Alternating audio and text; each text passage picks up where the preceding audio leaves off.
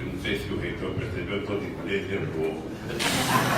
Eu ganhei o prêmio, estou estreando ele hoje, então se ninguém vê, parece que eu estou de roupa velha. Então, eu queria cumprimentar o nosso querido, magnífico reitor, Paulo Afonso Burman.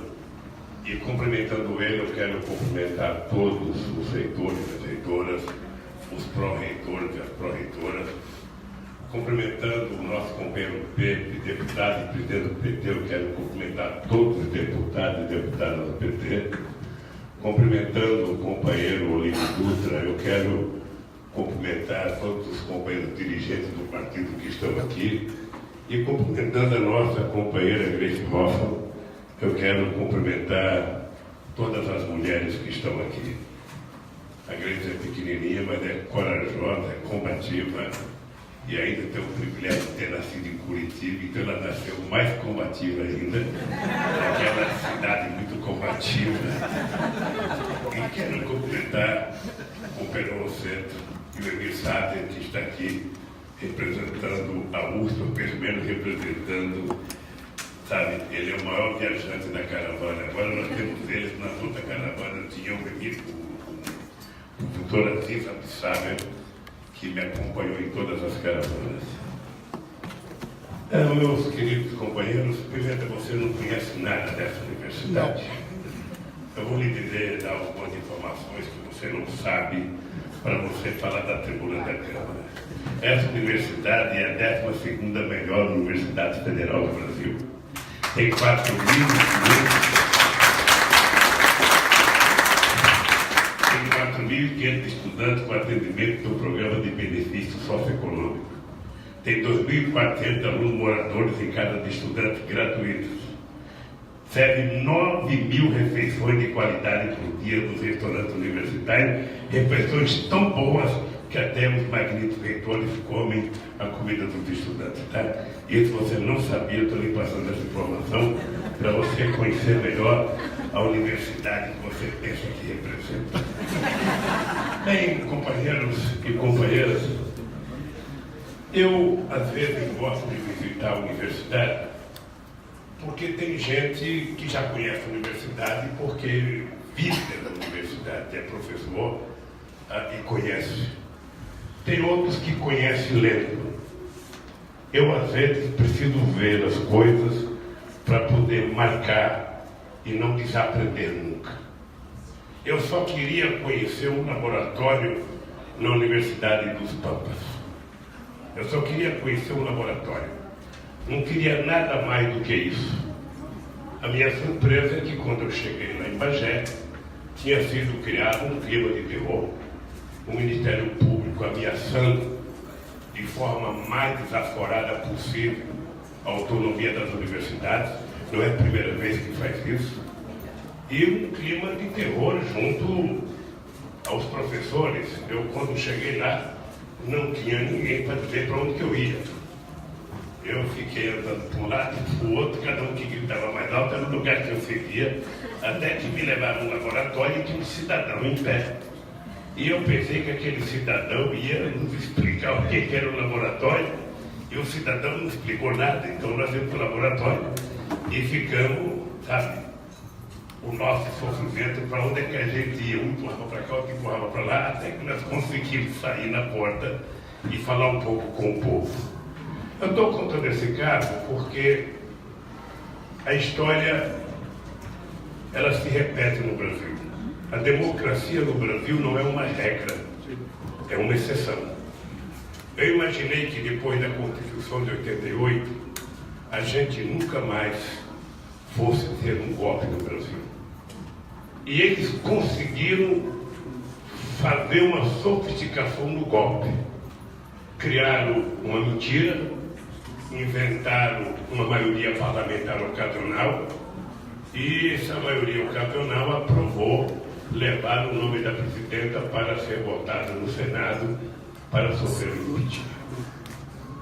Isso tudo fazendo parecer ao Brasil e ao mundo de que era tudo democrático. Nada estava contra a lei. Ou seja, significa que esse pensamento de que nada estava contra a lei, significa que 54 milhões de eleitores que votaram na presidenta Dilma em 2014 não valiam absolutamente nada, porque os parlamentares resolveram rasgar o título de 54 milhões de pessoas. E eu fico sempre me perguntando por que aconteceu isso. Primeiro, porque anestesiaram a sociedade brasileira.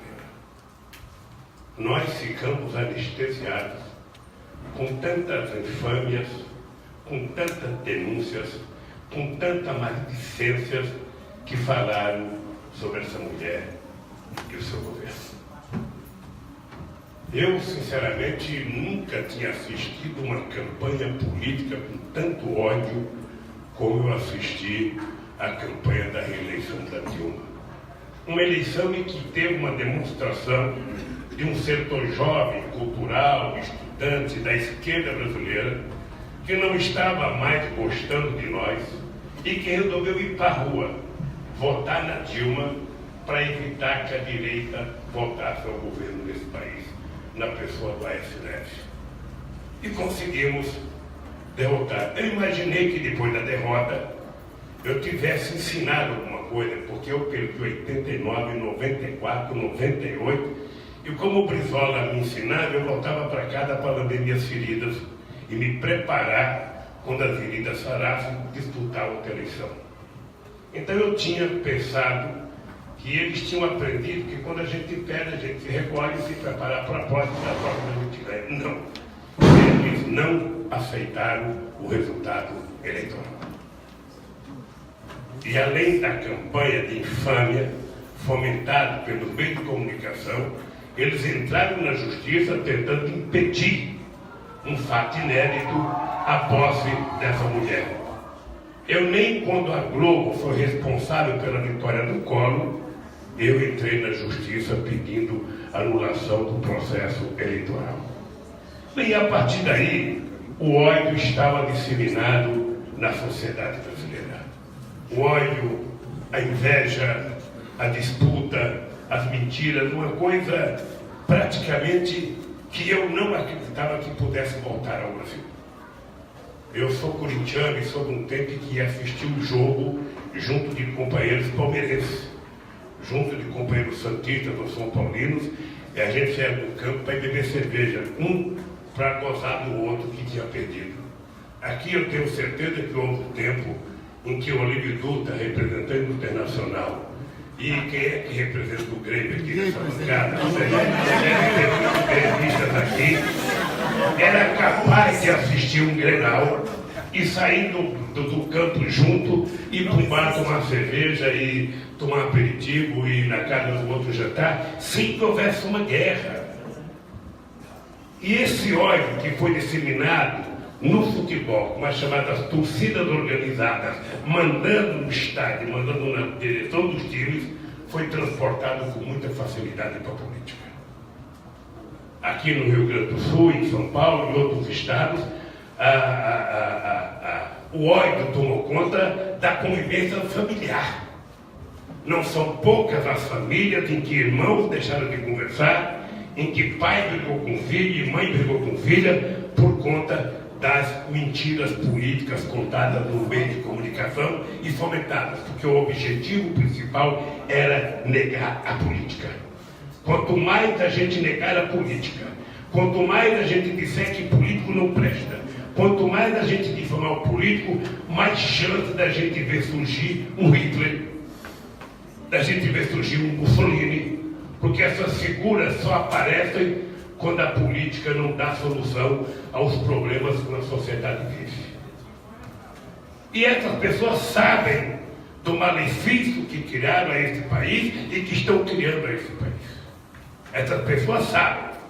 E as pessoas fazem isso, já tentaram lançar o Luciano Huck, candidato a presidente, daqui a pouco vão lançar a Maria Braga, candidata a presidente, daqui a pouco o Faustão. Eles vão tentar encontrar alguém que não seja da política para fazer o que já fizeram com o Collor.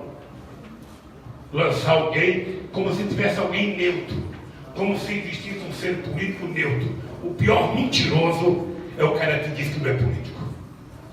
Porque a gente faz política quando a gente sai da barriga da mãe da gente, que a gente é obrigado a chorar para poder as pessoas saberem que a gente está vivo e que está respirando. A gente chora quando a gente quer mamar. A gente chora quando a gente está com fome. A gente chora quando a gente não ganha o que a gente quer. Ou seja, a nossa relação humana é uma relação política cotidiana, todo santo dia. Estejamos ou não num partido político. Nós fazemos política todo dia. E fazemos política quando pensamos que não fazemos política. Eu não tenho nenhuma vergonha de dizer que sou político. Tenho orgulho de ser político. Tenho orgulho de ter criado o partido político de esquerda mais importante da América Latina e dizer que não existe similar no planeta Terra criado com as qualidades do PT. E o PT, enquanto partido político, pode cometer erros. E quando comete erros, pessoas são punidas pelo partido, são punidas como qualquer um. O PT não é um santuário de gente sem erros. O PT não é um santuário de pessoas especiais. O PT é um partido composto de homens e mulheres iguaizinhos. Aqueles que pensam que são melhores do que nós e que não assumem responsabilidade no dia seguinte pelo voto que deram ontem. Afinal de contas, quando a gente diz que a política não presta, e a gente olha o Congresso Nacional e acha que política não presta, aqueles 513 deputados que estão lá não são outra coisa senão a cara da sociedade brasileira no dia da eleição. O Brasil foi votar com aquela cara. O Brasil estava com raiva. O Brasil estava com ódio. O Brasil estava sem esperança. O Brasil estava sem autoestima. E quando a gente está azedo, a gente reproduz a qualidade daquele Congresso que teve a coragem de votar o impeachment de uma mulher honesta por conta de uma mentira desonesta contada pelo meio de comunicação. Então nós ficamos anestesiados e achamos que tudo isso poderia acontecer. Eles fizeram impeachment, assumiram o governo, sabe? Desmontaram, estão desmontando a educação. O PNE, que nós levamos tanto tempo, 10 anos para aprovar no Congresso Nacional, eles estão desmontando. Os investimentos em ciência e tecnologia acabaram. Não sei como ainda não acabaram o Ministério de Ciência e Tecnologia. Hoje tem uma notícia no jornal que eles querem fazer com que 40% do ensino médio seja dado à distância. Certamente para privatizar o ensino médio desse Brasil, quando eles sabem que se eu voltar a ser presidente, eu vou federalizar o ensino médio para que o governo federal assuma a responsabilidade com o ensino médio desse país, para a gente melhorar a qualidade.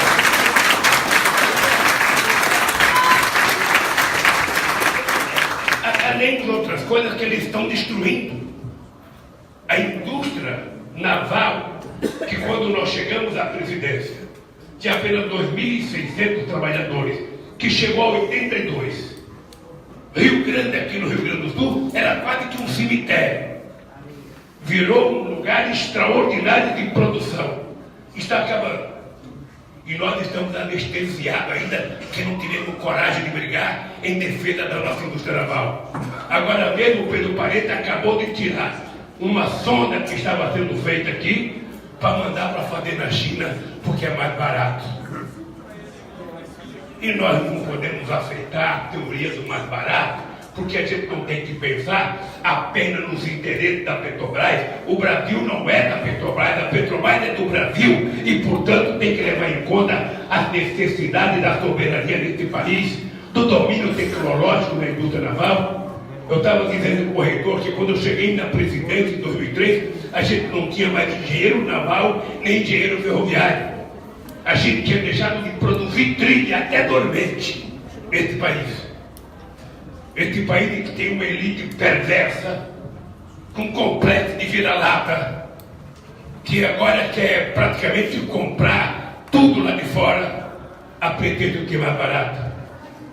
E sustentado no meio da sociedade, numa tal de Operação Lava Jato, que começou podendo fazer coisas boas, mas 5 minutos de glória, que mordeu o Ministério Público, que mordeu o juiz Moro, fez com que ele se preocupasse muito mais com a pirotecnia do que com a apuração da corrupção. E por isso, companheiros e companheiras, nós temos que levantar a cabeça. Não há como ficar de cabeça baixa num país que está sendo entregue. Um país em que não tem mais soberania e não quer ter soberania. O que eles diziam? Encontraram, mas não tem como explorar, porque está a 7 mil metros. É mais fácil tirar um japonês do que tirar petróleo, porque tem que afundar 7 mil metros, 2 mil metros de lâmina d'água, 3 mil metros de terra e 2 mil metros de sal para chegar no petróleo, 4 metros do Japão ou da China. Ou seja, hoje, passado 10 anos, o nosso petróleo colocado em terra, sem os impostos, custa 8 dólares e meio. O petróleo da Arábia Saudita, que é quase a flor da terra, custa 6 dólares e meio. Isso chama-se investimento em pesquisa, investimento em exploração, porque quando nós chegamos na presidência, tinha 3 bilhões de investimento por ano e nós passamos a fazer 30 bilhões de investimento por ano. Tem corrupção na Petrobras? Tem. Prendo corrupto. Tem corrupto na Universidade Federal de Santa Maria? Não fecha a universidade, prende o ladrão. Como é que você joga a criança junto com a água, ao invés de você só tirar a água fora? Então, contra isso, nós nos insurgimos e entra a questão da educação. A Dilma disse bem, não há exemplo na história da humanidade de algum país que se desenvolveu sem antes investir na educação. A educação nos dá competitividade tecnológica, nos dá competitividade produtiva, nos dá competitividade, em preço, em competir no mercado, e ela nos dá a possibilidade de deixarmos de ser exportador de matéria-prima in natura para sermos exportador de conhecimento ou de inteligência. Nós aqui temos orgulho de, em apenas 12 anos, temos colocado 4 milhões de estudantes na universidade, quando no século passado eles só conseguiram colocar 4 milhões. Nós temos orgulho de, em apenas 12 anos, termos feito 4 vezes mais escolas técnicas do que eles fizeram de 1909, com Nilo Peçanha em Campos de Goytacazes, até 2013. Em apenas 12 anos. Temos o orgulho de ter feito em 12 anos 18 universidades federais novas e 173 campos espalhados pelo interior do país. Isso porque nós proibimos no nosso governo que a educação fosse tratada como gasto. Eu não posso emprestar 1 bilhão para o Gerdau com 5 anos de carência para pagar uma merreca de juros e dizer que isso aí é investimento, e emprestar 3 mil reais para o estudante fazer o curso é considerado gasto. Se esse jovem não pode pagar, o Estado paga. E o Estado tem que arcar com a responsabilidade, porque o ensino e o aprendizado é perene, não acaba nunca. E esse jovem pode ser, com esse investimento, o motivo e o motor do desenvolvimento desse país. É por isso que nós criamos o FIES. É por isso que nós criamos o ProUni. É por isso que nós modificamos tanto para quase quintuplicar o orçamento.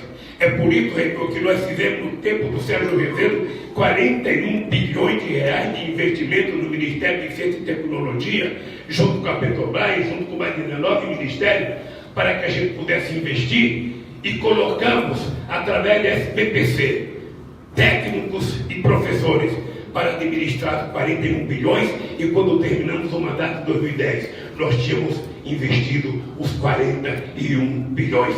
E é por isso que nós passamos alguns países e ficamos o 13º país em produção de artigo científico.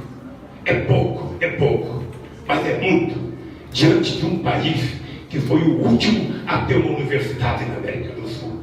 É uma vergonha a gente pensar que o Paraguai é pobre, que o Uruguai é pobre, que a Bolívia é pobre, e a gente saber que todos eles tiveram universidade primeiro do que nós.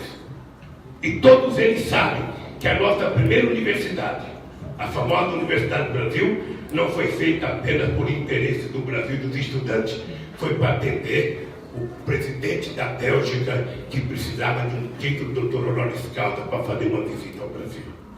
Então não tem muita explicação. A elite brasileira nunca gostou de fazer investimento em educação. Nunca acreditou que o povo pobre pudesse fazer doutorado, pudesse ter um diploma. Nunca, e não acredita até hoje. Não acredita. Quem teve um ministro como Fernando Haddad, Luiz Mercadante, Janine, até agora o Mendonça como ministro, sinceramente não acredita na educação. Não acredita na educação. Porque a educação...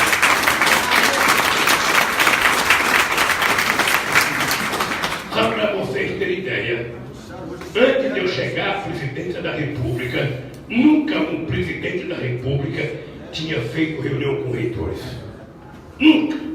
Mesmo ministros da educação, que foram reitores, como Paulo Renato, que foi reitor na Unicamp, o máximo que ele se reunia era individualmente com o reitor. Porque toda vez que um reitor ia lá, eles achavam que o reitor ia reivindicar. E eles não estavam lá para atender nem reitor, nem prefeito e nem governador. E eu tenho orgulho de dizer aos magníficos reitores, durante 8 anos do meu mandato, eu recebi todo ano todos os reitores dos IFEPs e todo o reitor da universidade e não perdi unha, não perdi um dedo, pelo contrário, nós criamos programas educacionais que a gente não construiria se não tivesse reunido com vocês. Portanto, meus companheiros, todo lugar que eu vou, eu visito uma universidade. Todo lugar que eu vou. Não aquelas que eu fundei, eu gosto de visitar para aprender e para passar esperança. Para entender que nós poderemos ter o direito de ter mais universidade. A custa caro. A custa caro, realmente custa caro. Agora, quanto custa não fazer? Quanto custou a esse país a gente não alfabetizar o país na década de 50?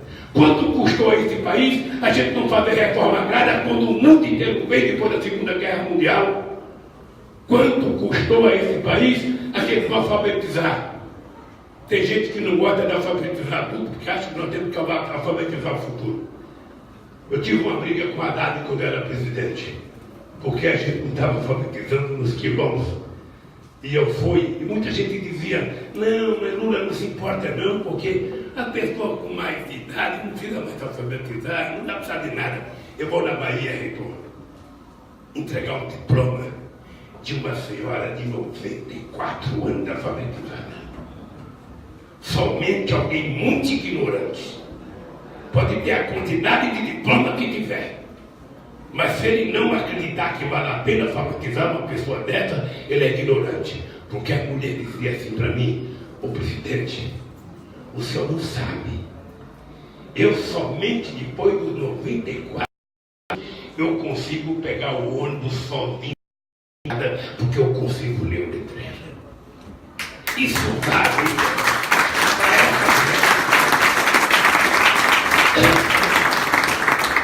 Para essa mulher, essa coisa vale tanto quanto o doutorado que vocês fizeram. É a mesma importância proporcionalmente ao que vocês conseguiram evoluir na vida. É por isso, companheiros, que nós estamos brigando nesse país. Estamos brigando porque outro dia vieram conversar comigo que se eu ganhasse as eleições, se eu fosse candidato, que eu deveria federalizar as cadeias. Não, as cadeias ficam com vocês. Eu quero federalizar o ensino médio. Eu quero melhorar a qualidade da educação dos nossos jovens. Eu quero que essa meninada, que quando eles aprenderem e tiverem um trabalho, ninguém vai roubar mais celular, ninguém vai matar por causa de um tênis velho, ninguém vai roubar por causa de uma jaqueta, ninguém vai roubar por causa de 10 reais. Não adianta colocar o exército do Rio de Janeiro se não levar o Estado para a periferia, com educação, com escola, com cultura, com emprego, com salário.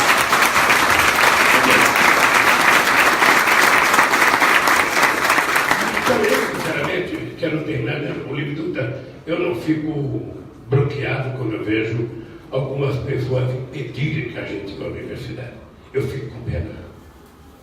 Eu fico com pena porque Jesus Cristo já na cruz disse para Deus, olha, perdoai os ignorantes, eles não sabem o que fazem.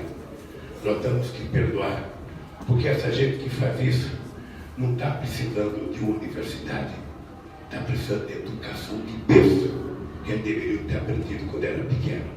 Por isso, companheiro reitor, muito obrigado. Você tem um monte de puxa-saco da bancada do PT, porque o pessoal vinha falando bem de você no ônibus. Eu falei, pô, esse cara é o cara. Esse cara é o cara. Então, eu quero te dizer muito obrigado. E ainda quero avisar para o nosso representante do reitor da Unipampa. Diga para ele que eu vou votar o Unipampa. E quando eu votar, eu quero que ele esteja lá. Não importa se ele não gosta do PT, não gosta de mim. Eu quero que ele me receba como reitor, para a gente discutir o futuro da educação nesse país. E que não tenha medo do Ministério Público, porque o Ministério Público late, mas não morde. Faz apenas ameaça. E se a gente não reagir, a gente vai ficar refém de pessoas que acham que por ter feito um concurso são mais do que aqueles que não fizeram concurso. E eu sou um político que faço concurso a cada 4 anos. Não faço concurso lendo um livro ou fazendo uma prova, não. Faço concurso sendo xingado pelo povo na rua e aprovado na eleição. Então eu não acho que ter um concurso é mais importante do que um deputado que se elegeu, não. O que vocês, deputados, precisam fazer é valorizar o voto de vocês, porque cada voto é aprovação daquilo que vocês fizeram nos 4 anos anteriores. Meu querido reitor, boa sorte, obrigado pelo carinho. E eu espero que o Ministério Público não venha aqui encher o saco. E espero que o Mendoncinha também não venha. Se vier, nos comunique que nós seremos parceiros nessa briga para defender a autonomia das universidades no Brasil. Um abraço.